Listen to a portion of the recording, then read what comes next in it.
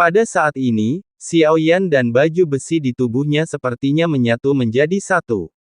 Armornya sendiri tidak ringan, bagaimanapun, Anda harus memiliki kemampuan bertahan, ia mempunyai bobot tertentu, tentu untuk tubuh Xiaoyan saat ini, bobot ini seringan kapas, bukan apa-apa tidak ada perasaan, bahkan seperti pakaian yang kamu kenakan tidak ada rasa tidak nyaman sama sekali. Tepat ketika Xiaoyan melepaskan penghalang isolasi di dalam gua, saya baru saja mendengar suara datang dari luar gua. Zonggu Daozi Jincang Daozi, saya mengundang Anda, apakah akan pergi jika dia mengundangku? Suara Zonggu segera keluar, tentu saja Zonggu Daozi bisa memilih untuk tidak pergi.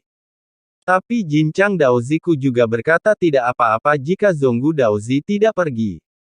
Sebaiknya jangan tinggalkan dunia iblis Halloween sendirian di masa depan, Jincang Daozi cukup mendominasi. Zonggu mencibir. Kata-kata telah dibawa cara memilih Zonggu Daozi terserah Anda.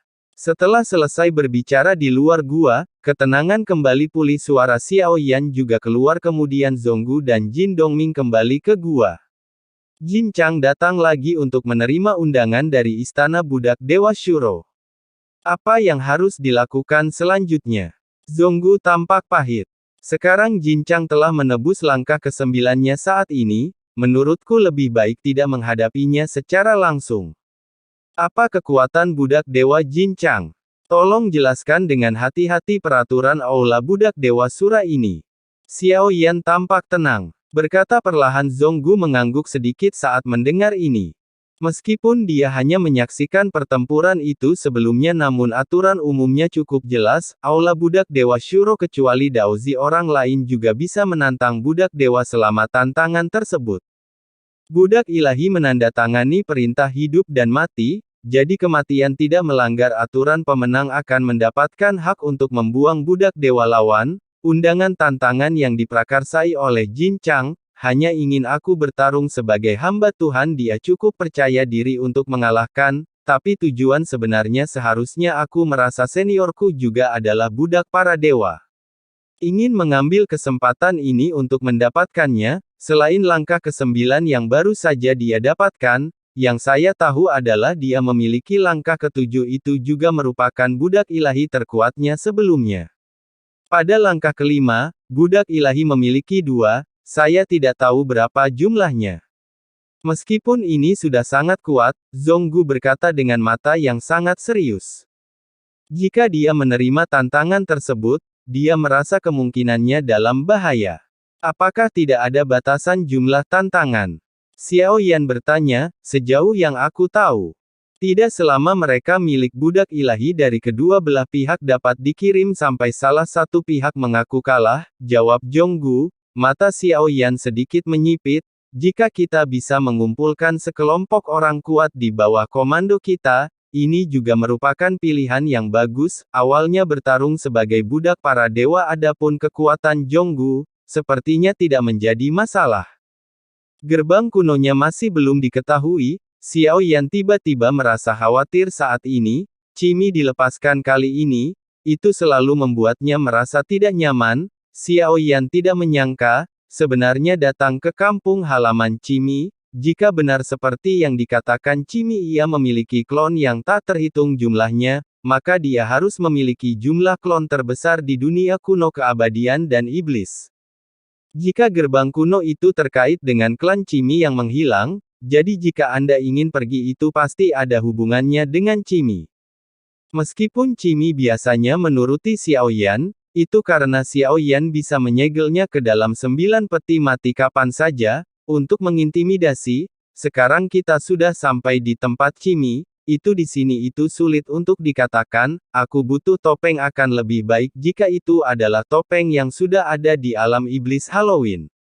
Xiaoyan segera berkata, meski kini ada keris psikis yang diberikan jika ada kesempatan, Anda bisa langsung membunuh 2 raja spiritual. Namun dalam kasus ini, dalam hal jika ada sesuatu yang berubah setelah identitas terungkap, maka semuanya saat ini akan terungkap sepenuhnya. Xiaoyan juga berencana untuk terus bersembunyi di Halloween Demon Realm untuk melihat lebih dekat. Jika tempat ini benar-benar mengumpulkan semua kekuatan terkuat di dunia kuno keabadian dan iblis, maka itu tidak mungkin 4. Dari alam dewa kekacauan juga ada di antara mereka, menilai dari kekuatan semua orang di alam dewa kekacauan, kekuatan keempat orang ini juga pasti luar biasa. Saya sebelumnya telah menyempurnakan pil pemecah racun roh surgawi untuk keempatnya.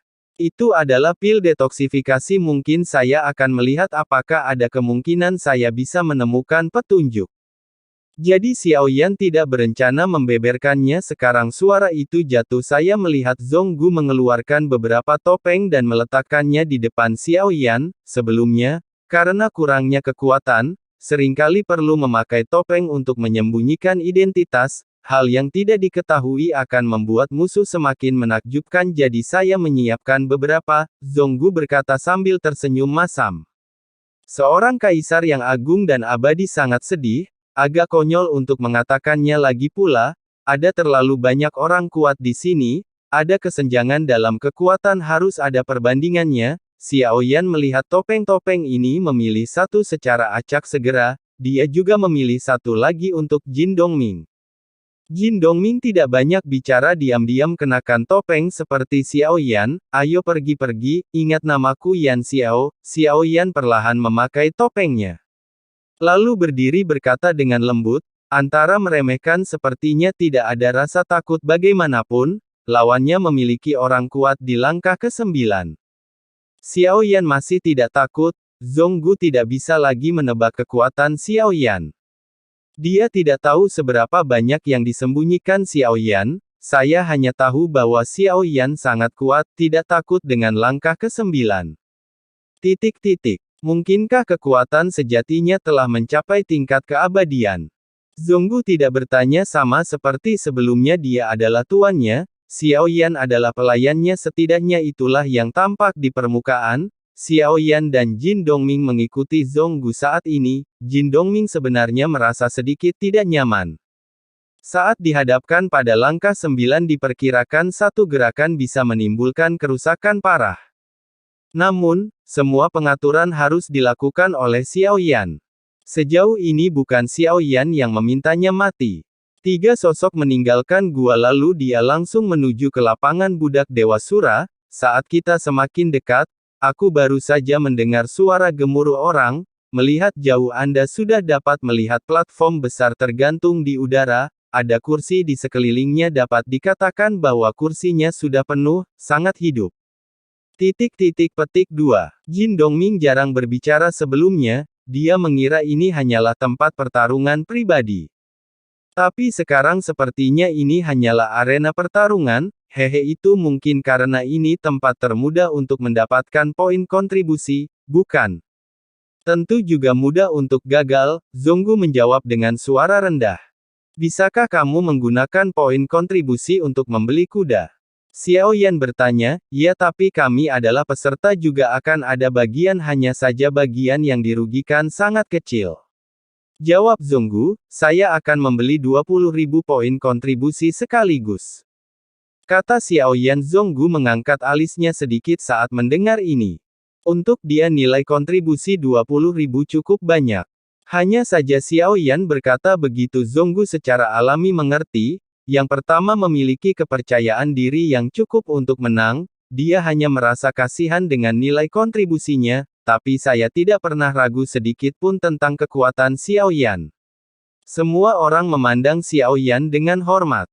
Betapa aku berharap suatu hari nanti dia juga bisa menjadi pria kuat seperti Xiaoyan.